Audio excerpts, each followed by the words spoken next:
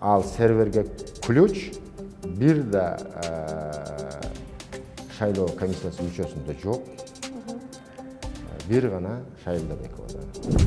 Бир эле минусун байкадым, отток капиталы. Лакылдап сүйлөгөндүн бардыгы да мамлекет башкара албайт. Же мыйзам жаза албайт. Алар тек гана такмасалар. Мен бийликке жүгүрбөгөм. Аны бир канча жолу практикада көрсөттүм. Кокустан келген президент, кокустан келген премьер-министр, губернатор болбойт. Ошондуктан алар өнүккөн мамлекет. Башка жол.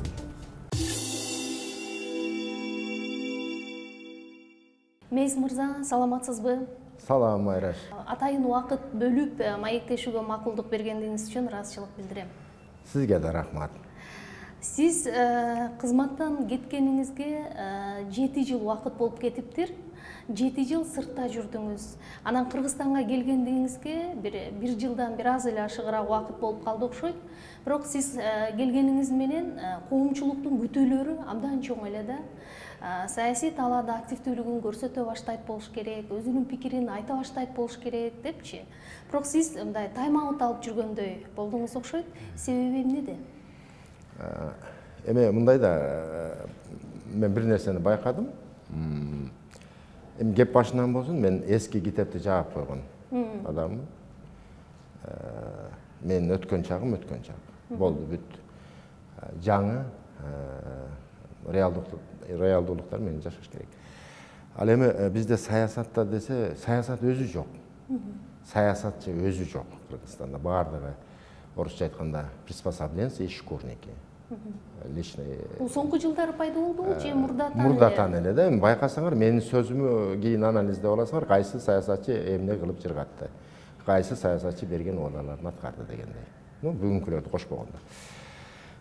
Ошондуктан бакылдап шакылдап эле көчөдө жүрсөң, же оң тескери жалган жашыкты айтып эле интервью берип турсаң, бизде коомдо ушундай түшүнүк, бул киши саясатта деп. Саясатты байкап, дайым ошо саясат менен жашаганга да болот. Ошондуктан мына сиз үчүн жаңылык болсо керек, бирок коомчулук билет, биздин партия, мен башында турган ала жаздан бери баардык жергиликтүү шайлоого катышып, жеңип, өзүнүн пикирин, өзүнүн ойлорун угузуп келет. Ошондуктан калганын өзүңүз жыйынтык чыгарып аласыз. Албетте, өзүңүз айтмакчы, өзүңүз түптөгөн Улуттар биримдиги партиясы уюшулгандан баштап эле өзүнүн электоратын тапкан күчтүү партия эле. Өзгөчө серепчилердин баамында бул партиянын түштүктөгү электораты абдан күчтүү экендиги белгилүү. Чындыгында жергиликтүү кеңештин шайлоолоруна катыштыңыздар, жаман эмес ийгилик көрсөттүңүздөр. Эми болсо алдыда парламенттик шайлоо турат да. Анан өлкөнүн бардык аймагында бул партиянын потенциалы кандай деп ойлойсуз? Эми мындай да, мына биз шайлоого ниетибизди билгизип, арызыбызды Борбордук шайлоо комиссиясына бердик. Биринчилерден болуп? Ооба, биринчилерден болуп бердик. Анан эми мындай да, бизде ар дайым эле баягы башыбызды көтөртө койбой эле баягы шквальный октор менен окоптон башыбызды көтөртө койбой келген мурдагы убактарда. Анан эми потенциалын эч ким азыр айта албайт. Себеп шайлоонун жыйынтыгы, шайлоонун боло турган усулу бардыгына маалым. Башка мага маалым. Эмне болот, кандай болот, кайсы партия өтөт. Себеби биз мурдагы эски системадан кете албадык. Ошол эле система. Башкача айтканда, жакынкы күндөр эле аны өзүмдүн теримде сынап көргөн адаммын. Башкача айтканда, Шайлдабекованы жана анын серверин эч ким ута албайт. Эч ким жеңе албайт. Бирок ошондой болсо да сиз күчтүү стратег катары партияңыздын алдыдагы мындай келечегин көрүп билип турасыз да? Эми мындай да, партия деген бул кайсы бир идеялаштардын идеянын топтому. Ал сөзсүз түрдө кимдир бирөөнү же өзү депутат болуп, баягы жез значокту бул жерине тагынып койкоңдо басып жүрүш эмес. Биз салттуулук партиясыбыз. Консервативный партия. Аз-аздан кадамдап болсо дагы биз ошол элдин арасында ошол идеябызды таркатып келе жаткан партиябыз. Бизге идея маанилүү. Эшматка же Ташматка мандат алып берүү эмес. Ошондуктан биз идеябыздан жазбай келе жатабыз. Ошой максатыбызга түпкүлүгүндө жетебиз деп ойлойм. Ушул жерден дароо эле сурай кетейинчи. Азыр мындай күчтүү партиялар, анан мындай өзүн жаңы эле уюшулуп, эптеп септеп тамтың баскан партиялар деле парламенттик күрөшкө ат салышканы турат да. Анан сиз жеке өзүңүз кайсы бир башка партияга улуттар биримдиги мындай биригиши мүмкүнбү же улуттар биримдигине келсин деген идеяны ойду колдойсузбу? Маселен, мен бир да күчтүү партияны көрбөй турам. Ошо күчтүүбүз, моунча шаарда моунча добуш алдык деген партиялардын бардыгы лидери ким экенин эл билбейт. Кандайдыр бир декорация турат, муляж. Анын артында кукловод турат. Баягы орусча айтканда с волосатыми руками, да? Алар ошол волосатый рука жок болсо, ал мына андай партиялар канчасы күчтүү дегендер заматта жок болуп, заматта түзүлүп. Азыр эми көрүп атпайсызбы? Фирма түзгөндөн да жеңил партия. Ошондон 290 партия бар бизде. Арыз берүү да жеңил. Ошондон 75 партия каттоодон өтүп атат дегендей да. Анан майраш эми мындай да мен күчтүү партияны көрбөй турам. Жок. Баягы жалынсымал жалын болуп чыгат, анан жалп этип өчөт. Идеяга сугарылган, ошол идеяны туу туткан, ошол идея менен мен өмүр бою жашайм деген партияны мен көрө элекмин. Бардыгы содалаша коет. Заматта өзүнүн принциптеринен кайтат. Заматта мурдагы жүзүн көрбөй каласың. Эми ал эми кошулуу же башка боюнча сүйлөшүүлөр жүрүп жатат. Азыр эрте көрөбүз. Анан бизге жалгыз баруу деле коркунучтуу эмес. Барсак болот. Барабыз. Негизи сөзүңүзгө аралжы Кыргызстанда мындай саясий партияларга добуш берүүгө келгенде эл дайыма анын курамында ким бар, анан лидери ким болду экен деп дандашат да. Сиздин оюңузча бул өзү мындай нормалдуу эле көрүнүшпү же болбосо партиянын сөзсүз сиз айтмакчы идеологиясы, программасы ириде биринчи орунга чыгышы керекпи? Эми башка дүйнөдө ошондой да, бизде партия десе Эшматтын партиясы, Ташматтын партиясы деген түшүнүктөн биз кетишибиз керек. Ким кайсы багыттагы жашоону каалайт. Кимдир бирөө либерал болгусу келет, кимдир бирөө демократ болгусу келет, кимдир бирөө консерватор болгусу келет, кимдир бирөө улутчул болгусу келет. Ошол нуктан алып караганда бизде ал түшүнүк такыр жок да, өзү партия деген ошол, партиялык тизме деген ошол. Анан бизде ошо Эшматтын партиясы, Ташматтын партиясы. Эшмат камалып кетсе же бир нерсе болсо ал жок, бүттү. Башка өлкөлөр партиялык системаны ошентип өнүктүрүп атат. А бизде атайылап негизги багыттан буруп элди аластып башка жака буруп кеткен да. Ошондон элдин башы азыр айланып турат. Шайлоочу байкушта күнөө жок. Элдеки саясатчыларды жок. Бардыгы Шайлдабекова менен Шайлдабековдун серверинде кептин бар. Ошон үчүн ал алмаштырылгыс төрайым болууда. Өзү такыр башкача. Бул өзү 3 компоненттен турат. Азыр мына Түштүк Кореядан алып келинген система 3 компоненттен турат. Биздикилер бир эле компоненттин алган.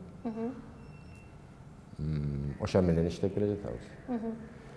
Ал серверге ключ бир да шайлоо комиссиясынын мүчөсүндө жок. Бир гана Шайылдабековада. Эми эгер ошол калган эки компоненти биздеги болгондо, сиз да жөнөкөй шайлоочу да башынан баштап шайлоонун жүрүшүн посекундно, поминутно карап отуруш керек, байкап отуруш керек. Андан тышкары тестирование деген болот. Ага бардык партия мүчөлөрү, өкүлдөрү катышыш керек. Андан кийин ключ ошо серверге ар бир шайлоого катышкан партиянын өкүлүндө Шайылдабековдун бирдей эле укукта ошол доступ болуш керек. Ошол эки компонентти алып койгон. Демек сиздин оюңуз боюнча бул жерде БШКдагы бир система өзү өзгөрмөйүн, Шайылдабекова болобу, башкасы болобу, кайсы персона келсин, жакшы жагына өзгөрбөйт экен да, Эки гана вариант бар. Биз калган эки компонентти алып келишибиз керек. Же болбосо Европа өлкөлөрүндөй такыр ушул биометрикалык шайлоодон кетишибиз керек. Ошондо гана таза шайлоо өтөт. Ошондо гана эл максатына жетет. Бул сыйкырчылык дейбизби, алдамчылык дейбизби, мошенничество дейбизби, бул сервер ошондой. Демек сиздин көкүрөгүңүздө алдыдагы шайлоонун таза өтөөрүнө күмөн саноо бар экен да, Жок, мен мурдагы жергиликтүү кеңештин шайлоосунда да айтканмын, ачык. Азыр деле ошол система кайталанат. Жок, ошондо ачык айтканмын сизге окшогон журналистке, ачык таза өтпөйт деп. Азыр да айтам, таза өтпөйт. Кандай ойлойсуз, бул жерде бир гана БШК эмес, бийликтин дагы саясий эрки болушу зарылбы? Шайлоону таза өтүп Бардыгынын, сиздин да, менин да, бийликтин да, БШКнын да, шайлоочунун да саясий эрки керек. Мен айтып атпаймынбы, таза шайлоого жетүү үчүн эки гана жол. Жанагы алып келинбей калган эки компонентти кошуш керек. Ар бир шайлоочу шайлоо процессине эртеден кечке катышып отуруш керек. Сыноого, тестированияга ар бир партиянын өкүлү катышыш керек. Жана ачкыч серверге ар бир шайлоого катышкан партиянын өкүлүндө болуш керек, түздөнүз. Бул бир. Болбосо такыр бул биометрикалык шайлоодон кетишибиз керек. Эч болбогондо Акаевдин убагындагы шайлоо кодексин алып келишибиз керек. Эч эле болбогондо. Акыркы шайлоо кодекстердин ичинен эң ошол таза өткөргөнгө мындай ыңгайлуусу бул Акаевдин шайлоосу. Себеби аны эми мен азыр тепкилеп жатып калышат, ой, түшүнгөнү бар, түшүнбөгөнү. Ал убакта кандай эле? Маселен, бир шайлоо участогундагы мыйзам бузууну эки орган жокко чыгарчу эле, жокко чыгара алат эле. Ал райондук шайлоо комиссиясы же райондук сот. Алардын чечимин областтык шайлоо комиссиясы жана областтык сот. Алардын чечимин республикалык борбордук шайлоо комиссиясы жана жогорку сот. Азыр ошол процедуралардын бири да жок. Демек, тобокелчилдиктер көп экен да. Көп. Ошондуктан азыр мына бийлик жоопкерчиликти алыш керек. Калган компоненттерди алып келиш керек. Шайлоо ачык өтүш керек. Ачкыч Шайылдабековадан башка ошол 75 партия бүгүн эми насип кылып катышып калса, ар биринде ачкыч болуш керек, серверге доступ болуш керек. Бул баягы шайлоонун таза өтүшүнө түзүлө турган өбөлгөлөр жөнүндө белгилеп өттүңүз да. Анан эми биз кайрадан баягы кабыл алынган баш мыйзам боюнча шайлоодо жарымы партиялык, бир азы бир мандаттуу округтар аркылуу парламент төптөлгөнү турат да. Сиз ушул шартта, ушул жагдайда мындай бир тобокелчилдиктер болоорун көрүп турасызбы же мындай бардыгы эле сыдыргыга салгандай болушу ыктымалбы? Эми бул шайлоо процессинин башталышы да, эми 2-3 күн болду. Мүмкүн мен айтып аткан ошол тобокелчиликтерди бийлик башындагылар деле көрүп, мүмкүн ошону бир оңдогонго мүмкүн жолдорун издеп аткандыр. Мүмкүн. Себеби азыр моундай болот аягы деп айтыш кыйын.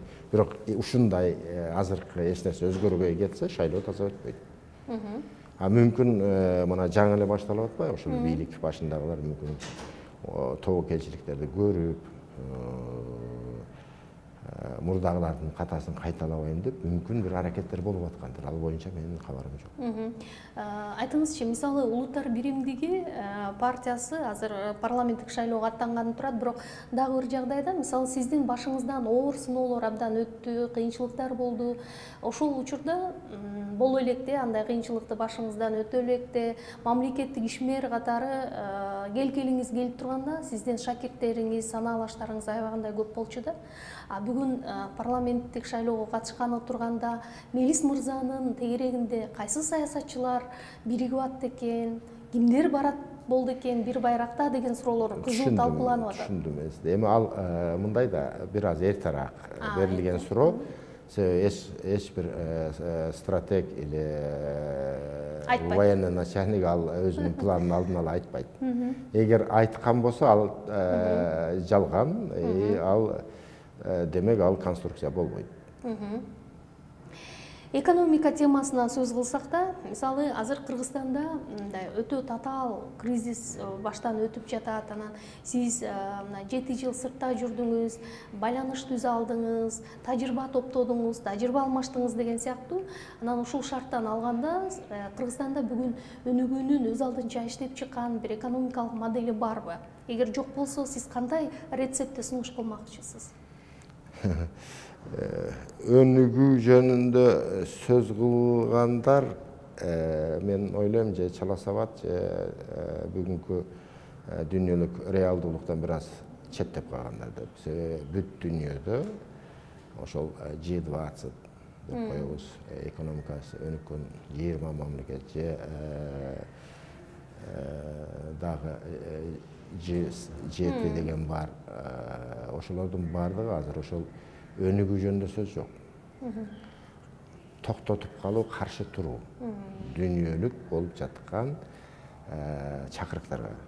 Ошол азык-түлүк артка кетпей, жок дегенде ошол абалда калалы деп. Жок дегенде ошол абал. Ал өнүгүп кетем, ошончо моундай бир мухит ааламында анан мен өнүгүп кетем деш ал эме кыйын. Эми эгер кимдир ошентип айтып атса ишенгендер да бар го, өнүгүп атат экенбиз деп. Бирок бүгүн ошол боло турган каачылыктарды жумшартуу, смягчение ошонун гана үстүнөн иштеш керек. Себеби каачылык уланат, токтоп калбайт, көп жылдык мындай бир последствиясы болот. Азыр мисалы карапайым калкта чөнтөгү жука, кээде мындай иче турганга ашы да аз болуп калган, жок болуп калган учурлар болуп атат да. Ушул шартта мисалы сиз азык-түлүк коопсуздугун камсыздоонун кандай жолун көрүп турасыз? Эми мындай да алтын баштуу президентпи же башкасы келсе да жалкоо элди тоюндура албайт. Биринчи кезекте биз күнөөнү өзүбүзгө коюшубуз керек. Андай десең кыйкырып чыгышат, менде эмне күнөө деп. Күнөө бизде экендиги мына шаардын сыртына чыксаңыз эле көрүнүп турат. 100 миңдеген гектар жерлер кысыр айдалбай калды. Ондогон жылдардан бери. Анын нээси президент же тиги парламенттегилердин бирөөсү эмес, ал өзүбүз. Эл мындайда жалпы эл коомчулук биригиш керек. Анан эми бул жерде бир но деген жер бар да.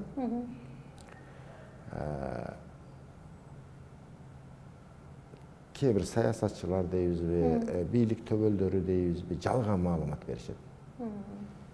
Жок, бул статистика жөнүндө айтат. Статистика же маалыматты туура эмес беришет. Ой, эч нерсе эмес, бул өтүп кетет. Тиги жакта моунча буудай алып келебиз, болду, бүттү. Же тиги жакта моунча кум шекер алып келебиз, бүттү дегендей да. Буну элге ачык айтыш керек. Элге ачык жеткириш керек. Өнүкпөйбүз. Жок эч нерсе. Ал бир деңиздеги тамчы сыяктуу ал бергенген жер. Давай келгиле биз чогуу иштейли. деп элди башка жака үгүттөш керек. Анан эми маалыматы жок, коомчулук ой бардыгы жакшы экен, бизде эмне деп жата берет да. Ошол дүйнөлүк коркунучтардын канчалык реалдуулук экенин ошол жергиликтүү телевидение болобу, борбордук телевидение элиге жеткириш керек. Маселен, ушул эле талиптер маселесин айтсак, мына окуп элатпайбыз. Аялы кайдан келмек эле бизге. Коркунучтун түрү көп. Жөнөкөй эл качан казандагы ашымы алып алат экен, албаса коркунуч жок дегендей да. Ал эми ал Афганистан кайда жатат, Россия каякта жатат. Коопсуздук темасына бургум келет. Мисалы, азыр өлкөдөгү эксперттердин талдоосунда өлкөдөгү негизги маселе бул чек аралардын бекемдиги болуп атат. Мына кыргыз-тажик, кыргыз-өзбек чек арасында делимитация, демаркация иштери ал күнчө созулуп келе жатат да, кыйла жыл убакыт болуп калды. Анан сиз ушул, эгер жаңылбасам, мындан 2-3 ай мурун ошо чек арага чейин барып көрүп келип жүрдүңүз окшойт. Чек араны чечүүнүн мындай кыска, анан Кыргызстандын кызыкчылыгын көздөй турган жолдорун көрүп турасызбы? Эми мындай да, чек ара маселелерин же болбосо проблемаларын чечүүдө бул эл аралык практиканы колдонуш керек жана эл аралык нормалар менен бул регулировка болот. Өзбекстандын мыйзамы же Кыргызстандын мыйзамы же Тажикстандын мыйзамы же Кыргызстандын мыйзамы эл аралык нормалар менен чечиле турган маселе. Негизи эле практикада кандай? Адам заты пайда болгондон бери эле чек ара маселесин кайсы бир мамлекет кайсы бир учурда, убакта экономикалык жана аскерий кубаттуулукка жеткенде анан чек араларын тактап кошуналары менен сүйлөшүү жүргүзүп баштайт. Тек ата сүйлөшүш керек. Ага чейин ар кандай 100 жылдап, 50 жылдап ар кандай айла амалдар менен созуп келет. Ошол чек ара маселесин жатып туруп эле казыгын көтөрүп жөнөбөйт. Маселе мына Өзбекстанда алайлы. 2012 жылы Фархат деген суу түйүнү бар. Биздин головной окшогу. Ошо Фархат суу түйүнүн өзбектерден тажиктер басып алган. Билесиз, Өзбекстан кандай кубаттуу мамлекет. Экономикалык жагынан дагы, аскерий жагынан дагы. Бирок алар унчуккан жок. Согушкан жок, эч нерсе кылган жок. Басса басып турсун. 6 жылдан кийин 2018 жылы гана сүйлөшүүлөрдүн негизинде Тажикстанды мойнуна алдырды. Бул Фархат деген суу бөлүүчү жай Өзбекстандын акчасына курулган, Өзбекстандыкы болгон. 6 жылдан кийин бир гана кадам алдыга ташташты. Бирок бүгүнкү күндө ошо Фархат деген дагы эле тажик аскерлери карайт. Бир кадам 6 жылда жүрүштү. Мүмкүн кийинки кадамды 60 жылда жасайт. Баягы аскерлер чыгарып. Мына ошон чек ара. Демек бизде шашылыштын кереги жок экен. Чек ара маселеси ушундай бир абдан акылмандуулук менен, абдан көрө билгичтик менен чечилет. Кээ бир ушундай бир точкалар бар. Тез чече турган. Аларды сөзсүз түрдө чечиш керек. Биз баягы Союз таркаганын абдан татаалдашып кеткен баягы чек ара линияларыбыз, башкалары, ошондуктан мондай бир проблемалар чыгып атат. Негизинен эле мамлекеттин коопсуздугу бир эле чек ара менен чектелбейт. Мына көрүп атасыздар, Канада менен Америка ортосуна дубал уруп атат. Палестина менен Израиль дубал уруп атат. Же болбосо Түркия менен Иран. Тикен зымды кой дубал уруп атат. Анда деле баары бир толук коопсуздук сакталды дегенге болбойт. Себеби жолдору көп.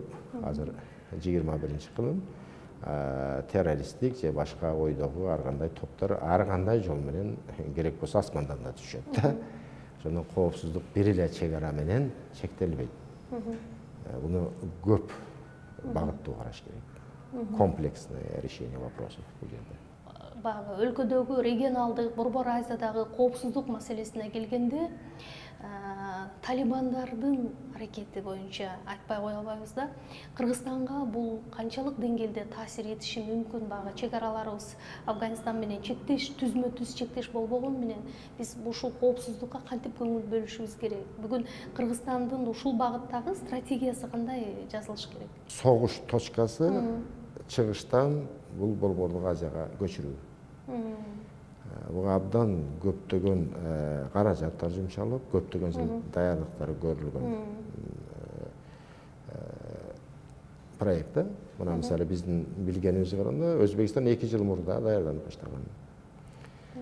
Госпиталдарды түзүп, өзүнүн аким, айыл өкмөттөрүнүн даярдыктарын өткөрүп, окутуп, куралдуу күчтөрүн кайрадан модернизация кылып, жаңылап, кайрадан түзүп чыгып, Кытай даярданып баштаган дегендей да. Биз эми эшигибиздин алдына келип калганда, анан ушундай коомдо ушундай бир суроолор жаралып атат да. Бийлик тез алмашып атпайбы? Жок, өз негизи да. Биринчи бийлик деген бул бүгүн бар, эртең жок нерсе. Дүйнөдө кандай? Коом кармайт да. Граждандык институттар коом. Коом ошо бийликти бар кылат, жок. Бийлик да алмашат, кетет дегенде, мына Өзбекстанда мына бул шайлоолор болуп атат дегендей да. Негизи коом билбегендиги. Мына мен кечеги эле интервьюмду жазып атат, ай бизге келбейт. Это нам не касается. Деп элечи. Анан кээ бир политологдор, саясатчылар туура эмес элди жеткирип атышат да. Ал бизге тийишпейт, алар тиги жакта деп. Мына азыр эле жана эле айтып кеттим, мына Россия коркунучта. Казакстан коркунучта. Кытай коркунучта.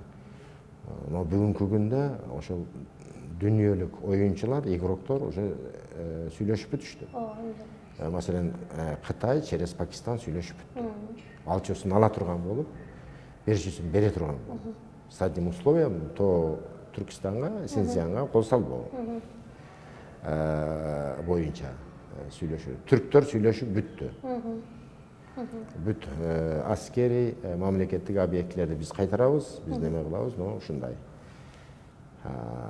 Бүгүнкү күнү сүйлөшүүгө жетише албаган бир эле биздин союздаштар калды. Башкача Россия, Өзбекстан, Тажикстан. Анын ичинде Кыргызстан. Акыркы үмүтүбүз ошо Панжшаардагы точка эле ал да алынды. Көпкө чыдабайт болчу. Ошо мезгилде мына биздин негизги өнөктөшүбүз болгон Россиянын союзниктеринин алсыздыгын көрсөттү. Бул проект жалпы эле Борбордук Азияны ошол чыгыштагыдай бир передел мира дейбизби, бөлүштүрүү башка ошол проект, чоң проекттин алкагына бул проекттин эч ким атмен кыла албайт. Демек, эң тез дегенде бул процесс 25 жыл, как дамоклов меч биздин мойнубузда тура турган коркунуч. А биз ондогон жылдар бою так ошол радикалдык түзүмдөрдүн борбору кайнаган чоң ортону болгон ошо Пакистан, Бангладеш, мына могу жерде аз эле адам калды барбаган. 6 айлап, 1 жылда биздин ондогон, 10 миң деген, 100 миң деген замандаштарыбыз ошол жактан окуудан, идеологиялык подготовкадан өтүп келди. Мына Өзбекстан, Тажикстан, Казакстан, бизде ошо спящий ячейки деп коет. Ошолор бар. Алар бизге коркунуч десе, могу танкаларын тизип, анан илгерки дүйнөлүк экинчи согуштагыдай ура деп кирет деп да элестеткендер бар. Бирок андай болбойт. Азыр доор чакан согуштардын доору, гибриддик оюн деп коет. Ошондой жолдор менен жана башка жолдор менен биздин коопсуздугу түздөн түз коркунуч келип турат. Аны эгер кимдир бирөө жок андай эмес десе, ал демек баягы коомду туура эмес жолго салуу. Ошол сиз айтып көтөрүп аткан маселелер, дүйнөлүк каатчылык, ошонун ичинде дүйнөлүк азык-түлүк каатчылыгы, могу жактан келип аткан коркунучтардын баардыгына коллективный турушубуз керек. Тиги же бул генерал бизди коргоп калат эмес. Биз ошо коллективный иммунитет пайда кылышыбыз керек ошого. Бирок ага даяр болушубуз керек. Ошол убагында биздин информбюролор биздин кошуналарыбызда болуп аткан коркунучтар жеткиликтүү жеткирген эмес. Тиги бир жакта ушундай болуп атат экен дегендей гана мааниде. Это бул бизге тиешеси жок деген нукта жеткирип коюшту. Ошондуктан бүгүндөгү биздеги эки ача пикир ошол. Менин жеке пикирим, конечно, бул менин жеке пикирим. Бирок биз азыр мына Панжшердеги акыркы окуялардан кийин биз түздөн түз прямой финиш дейбизби? Түз коркунуч бизге жаралып отурат. Талибан маселеси көтөрүлгөндө бул маселе кайрадан актуалдуулугуна келип жетти, бирок мурда эле Кыргызстанда бул тууралуу көп айтылчу эле, мындай диний радикализм маселеси дагычы. Анан ушундай опурталдуу учурда мындай мамлекеттин бир өзүнүн иштеп чыккан атайын бир саясаты болуш керекпи? Эми мындай да кандай саясат болуш керек? Биз дайым эле ушундай да, бизде негизги адашкан багыттарыбыздын бири и саясатчылар ошодон пайдаланышат да. Жок, мамлекеттик саясат. Мамлекет деген бул сиз экөөбүз. Тетиги жигит, бу жигит, үйүбүздөгү ата-энебиз да. Биз коом өзү мамлекет курганга даяр болбой атпайбы биздечи? Экономикалык амнистия маселеси жөнүндө сурагым келип атат. Мисалы бир топ мамлекеттик ишмерлер, мурунку парламент, азыркы парламент депутаттарына кылмыш иши козголду да. Негизи ушул эгерде коррупция менен күрөш деп жарыялана турган болсо, бул экономикалык амнистиянын мындай пайдасы канча, минус плюс жактары эмнеден көрөсүз? Эми бул нерсени дагы мындай популисттик алдырып, жаман же жакшы, ак көк деп айтууга мындай болбойт да. Бул сөзсүз кандай гана кадам болбосун, пайдасы да болот, зыяны да болот. Канчалык деңгээлде ал немеси пайдасы бул башка өлкөлөрдө практикаланат да, бул көрүнүш? Башкача, эми ар өлкөдө ар кандай жол менен, биздикиндей эмес. Бирок сиз минус плюсун айта албайсыз. Бир эле минусун байкадым, отток капитала. Ошол биз баягы кустур башка башталгандан кийин канчалаган инвесторлор отток акчаларын алып чыгып кетти деп официалдуу 370 миллион тегерегиндегини айтып атышат. Эгер чын болсо, бул анда бул тескерисинче терс реакцияны жаратты. Экономикабызды көтөрмөк турмак кайра түшүрдү десек болот. Соңку жылдары кумтөр деген бул экономикалык маселеден саясий маселеге өңүт алып кетти көрүнөт. Анан азыр деле бул бийликтин иш аракетин сынай турган бул эң чоң объект кумтөр катары бааланып жатат. Сиз мамлекет өзүнүн кызыкчылыгын толук коргой аларына ишенип турасызбы? Эми кумтөр маселесинде биз эмгектеген баладан баштап жөрмөлөгөн чалга чейин башкача бүт коомчулук бүгүн бийликтин кадамдарын колдошубуз керек. Биз деталына чейин билбейбиз да. Алар эмне кылып атат? То есть бийлик кандай кадамдар таштап атат, биз билбейбиз. Эгер туура кадам таштаган болсо, элге иштесе абдан жакшы. Эгер кичине гана туура эмес кадам таштап алсак, бул кумтөрдүн тагдыры мына кошуналаш Өзбекстанда же Кытайда чечилбейт, бул океандын ар жагында чечилет. Эгер туура эмес кадам таштап алган болсок, анда биздин үчүн бул абдан кыйратуучу бир фактор болот. Биздин экономика үчүн дагы, башка үчүн дагы. Негизи жалпы насынан алганда бул ниет деп турайлы. Ниетти биз колдошубуз керек. мамлекеттик башкаруу системасындагы кадрлар жөнүндө сурагым келип атат. Жаңы генерация керек бизге, мейли ал аткаруу бийлигиндеби же болбосо ошол жогорку кеңешкеби, жаңы генерация деген сөздү көп айтабыз да. Анан андай болсо биз мисалы сизге окшогон тажрыйбалуу адамдар эмне кылышы керек деген дагы суроо жаралбай койбойт да. Эми мындай да, ошол жаңы генерацияны ошо тажрыйба аркылуу алып келиш керек. Тонна теория стоит килограмм практики. Могу мен дагы бир жолу кайталап айтайын да, могу лакылдап сүйлөгөндүн бардыгы эле мамлекет башкара албайт. Же мыйзам жаза албайт. Алар тек гана такмасалар. Кадр ондогон жылдарда даярдалат.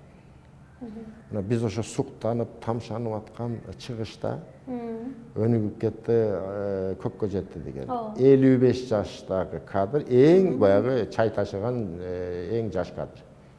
Эң жаш кадр. 55 жашында жетекчиликке келип калса, бул таң калыштуу, чудо. Андайлар өтө сейрек. Ошондуктан биз жаңы генерация. Мына жаңы генерация келип эмне кылды? Эми биз таңганда Акаевдин убагында кимдер отурчу эле парламентте? Алтай Асылканович Бөрүбаев. Интеллектуалдар болчу да. Эмне деген гигант? Абдыган Эркебаев. Медеткан Шеримкулов. Эми кечээги спикерлерди, депутаттарды ошолордун деңгээли менен салыштырууга болобу? Жок. Мына сизге жаңы генерация. Бүгүн парламент келип, ошол алдуу күчтүү болсо, ошол үчөөнүн бирөөсүн спикер кылып койсо, абдан жакшы болмок. Абдан жакшы болмок. Бизде жөн эле көчөдөн жүрүп эле келип премьер-министр болуп атат. Губернатор, мэр болуп атат. Мына сизге жаңы генерация.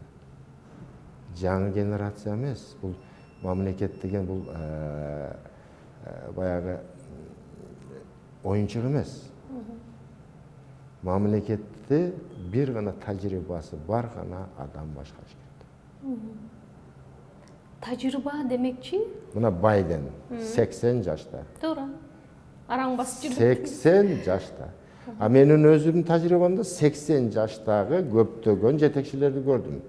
Миллиарддаган доллардык бюджети, ВВПсы бар. 80 жашта. Эгер 70те болсо, анын ордуна тарта алмаган эмес да. Ошол 80ге жеткенде гана бышып жетилди. Ошол региондун мамлекеттин жүгүн тартып кеткенге даяр болду. 80 жашында. 70 жашында даяр эмес эле. Ошондуктан баягы ачык кыркуу сүрөм бар го, жаштар бийликке деген, ошондон этият болуш керек. Биз ошо жаштар менен да иштешип көрдүк. Сиз Ошту эң узак башкарган жетекчинин бири болдуңуз да, мэр болдуңуз. Анан сизди убагында баягы кызматтан кетерде ошол Оштун аянтына чыгып алып, миңдеген кишилер кетпешиңизди талап кылган учурлар дагы азыр мисалы архивде бар экен, сакталуу эл оштуктардын эсинде болсо керек ал. Анан сиздеги тажрыйбаны кээде айтышабы? Бийлик эмнеге пайдаланбай атат депчи, же сунуштар болгон жокпу? Эми мындай да, негизи эле да, востребованный тажрыйбасы бар адам бардык жерде востребованный. Бизнесте дагы, жеке иште дагы.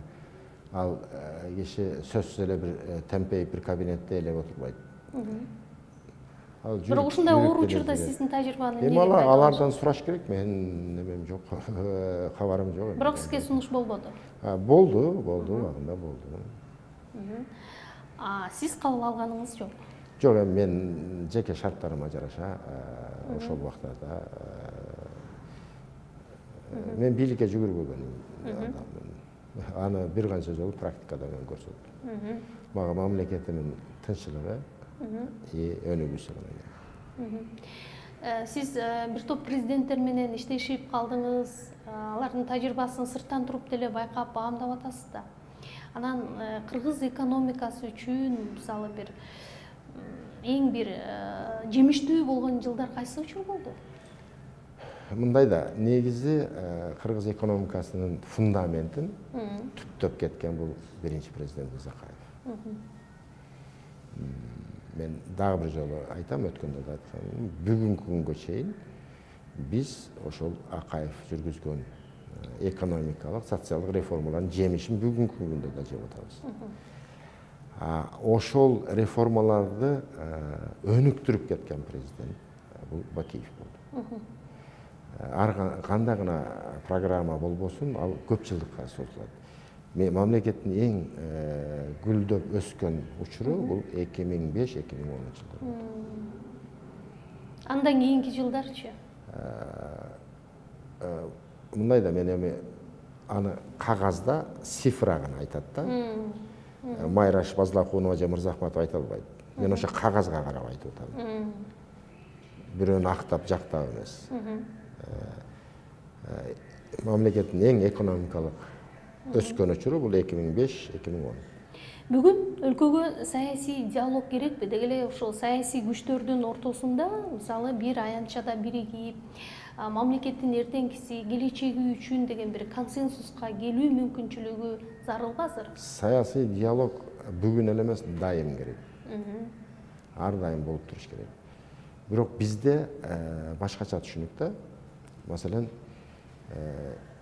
эмне себептен, например, эшмат менен ташмат бирикпейт. Элдин көзүнчө жөн эле барыш керек дагы биригип кетиш керек. Маселен, биз консерваторбуз. Кайсы консерватор партия болсо, биз ошо менен биригүүгө даярбыз. Себеби мамлекеттин өнүгүү жолун бир гана ушул багытта көрүп турабыз. Идеологиясы ошондой болсо, Демек бардыгы, экономикасы дагы. Все, что новое, это хорошо забытое старое. Экономикада дагы консерватизм. Идеологияда да консерватизм. Салттуулук. Демек, ошол салттуулукка карама каршы келген башка идеология менен анын башында атабыз турабы, апабыз турабы же агабыз турабы, биз аны менен бириге албайбыз дегендей. Эл ошол жагын, ошондуктан могу партиялык система, партия эмне экенин биздин коомчулук теңирден тескери түшүнүп алган да. Бул парламентаризм, партия деген же Отунбаева, же Текебаев, Атамбаев, Мадумаров эмес. Ал такыр башка нерсе. Кайсы бир өнүгүү этабында ошол идеологиялык багыттын башына ким туруп калат, андан эч кандай бир өзгөрүү жок, өзгөрүү болбойт. Мүмкүн сиз туруп каласыз, мүмкүн мен туруп калам. Негизинен эле бизде ошол Эшматтын партиясы, Ташматтын партиясы деп гана бөлүнөт. Партия андай эмес да. Кандай ойлойсуз негизичи? Азыр мисалы биз бийликке бир конструктивдүү сын айткан оппозицияны бүгүн сиз көрүп турасызбы?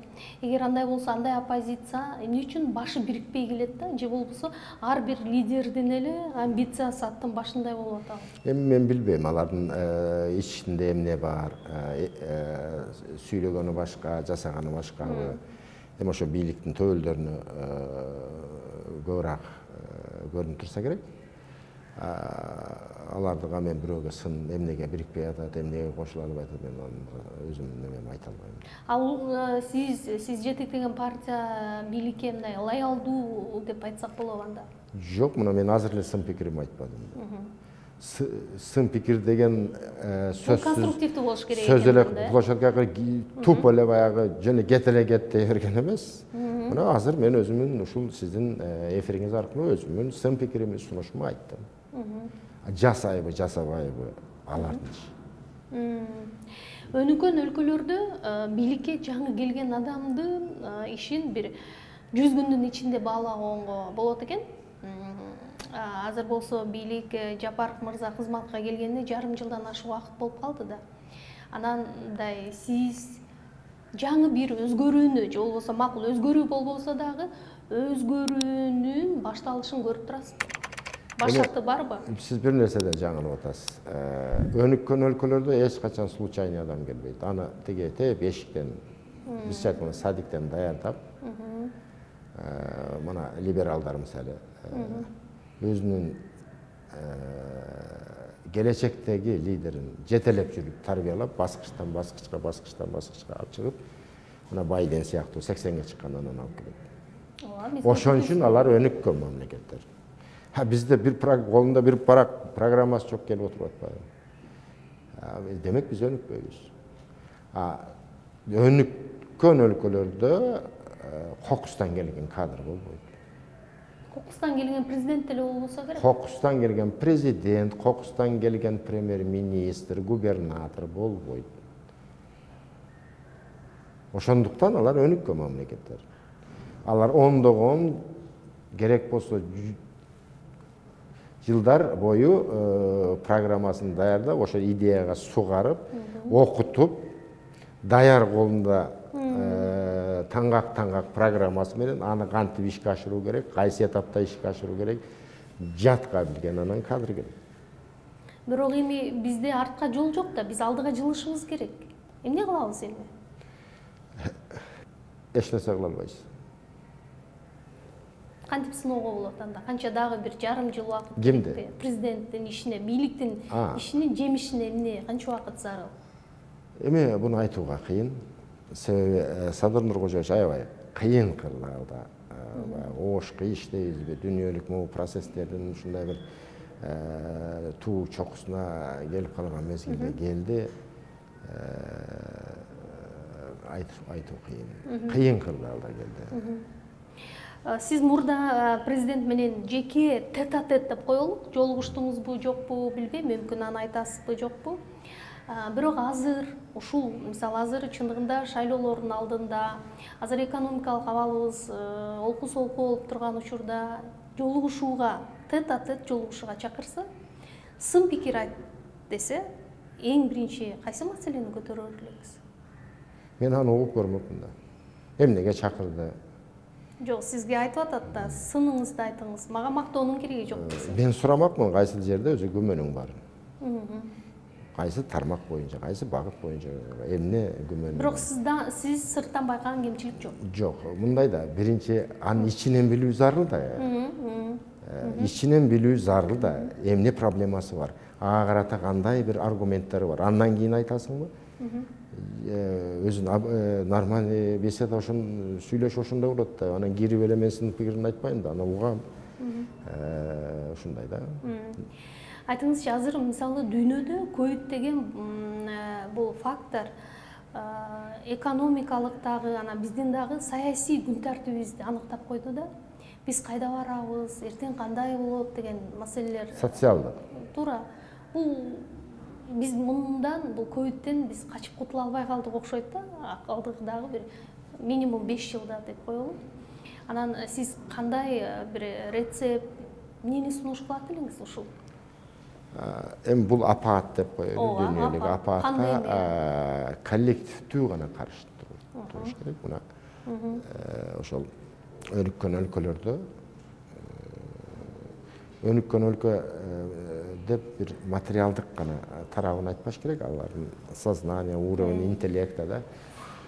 Ошо өнүккөн өлкөлөрдө коллективный туруп, жалпылап, коом каршы туруп, андан кийин чыгып кетишти.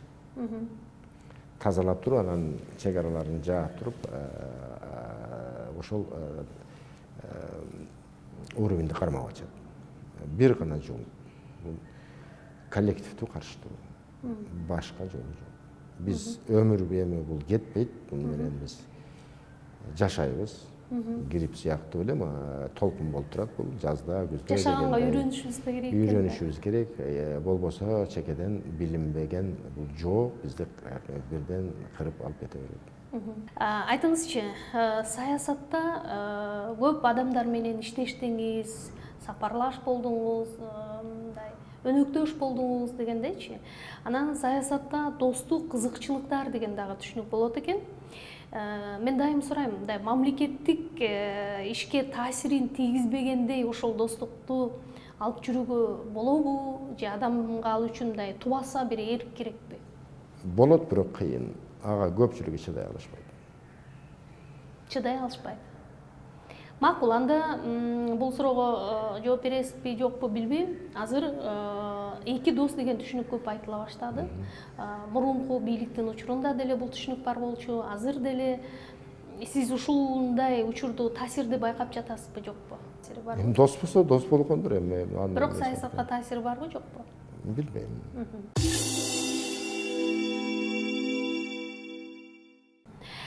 Сизге бир кыска суроолорду даярдап койгонбуз да. Кайсы кыялыңыз ишке ашпайт деп ойлойсуз азыр? Билбейм, мен бардык эле кыялдарым ишке ашып келе жатат. Жашооңуздагы эң чоң катаңыз эмне болду? Ишенч эктигим болду. Эмнени жасоого сизде күчүңүз же эркиңиз жетпей койду эле? Кайсы иште? Эркиңиз жетпей койгон иш болду беле? Аткарам деп. Эрким мүмкүнчүлүк бербей койгон учурлар бар. Досторуңуз азыр көппү же мэр болуп турганда көп беле? Күчтүү адам дос аз болот. Дайым эле. Эң сонун жооп экен анда. Жашоону жаңы барактан баштайм деп жатасыз, э? Баштадым дедиңиз. Ооба. Ошол баракка эң биринчи кандай тема же кандай сүйлөм жазылмак эле? Ал жазылган, аны мен ал менин жеке сырым, аны мен көпчүлүккө айта албайм. Келечекте өзүңүздү президент катары көргүңүз келеби? Эми мындай да, мен өзүмдүн баалуулуктарымы, көз карашымы алмаштырган адаммын да. Мен мамлекетим тынч болсун. Калганы баардыгы Кудайдан. Эч ким мындай кылам деп айта албайт. Баардыгы учур мезгил көрсөтөт. Саясаттагы сатып кеткен досторуңузга бүгүн салам бересизби? Сөзсүз. Ийгиликке жетүүңүзгө эмне түрткү болду? Эмгекчилдигиңизби, же тааныштарыңызбы, же дагы башка себеп болду? Эми бир гана менин мисалымда эмес, адамды эмгек гана бактылуу кылат. Сизди чоңмуштум деп коюшат, чынбы? Жок. Мүмкүн эми ар ким ар нерсе дейт да. Мен мисалы сизди аябай бир айтсам азыр, бир адамдан угуп, сиз азыр ызаланып бул жерден тура кетишиңиз мүмкүн. Ошонусу караганда бир эки адам десе дейт, дагы бир эки адам башкача айтат дегенде, мен билбейм эми кандай айтат, түшүнбөйм. Чоң рахмат сизге, ийгилик каалайм. Рахмат.